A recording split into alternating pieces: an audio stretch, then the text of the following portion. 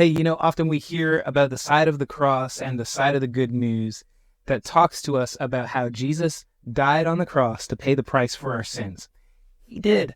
And it's so important that we hang on to that and remember it, and we have to know it. It's foundational for our faith. But there's a side to the good news and to the cross that is also totally staggering that we often overlook or don't hear enough about. It's something that we need to get hold of and believe.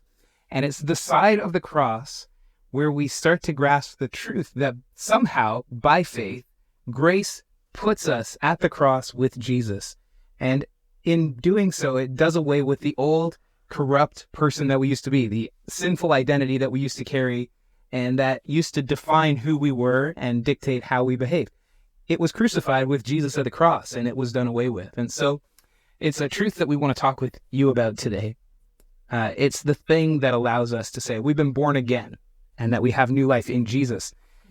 We have an illustration that we've heard describe the two sides of the cross really well, but it's a little bit of a tender spot for some people because it talks about cancer. And for us, we've had some experience with close friends and family who have dealt with cancer. And so if this is a bit of a tender spot for you, please extend us some grace for just a minute, because it's such a poignant kind of illustration and example of how important this second side of the cross really is.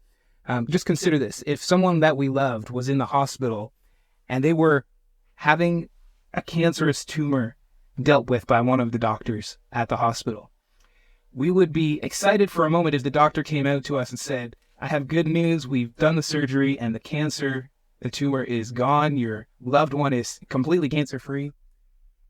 And then our excitement and our joy would dissipate very quickly if the doctor came on with second news and said, unfortunately, our loved one died on the table and they're no longer with us.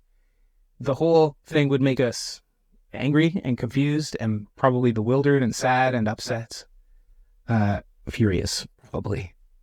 And the truth is that talking about the cancerous tumor being gone and being cancer-free doesn't mean anything if there's no life left for our loved one. And so this is the part of the cross, the part of the good news that we want to make sure we get hold of as well. Jesus paid the price for sin, but he's also done something for us in giving us life. That's right. So Jesus not only deals with sin, but he makes spiritually dead people come to life in Jesus.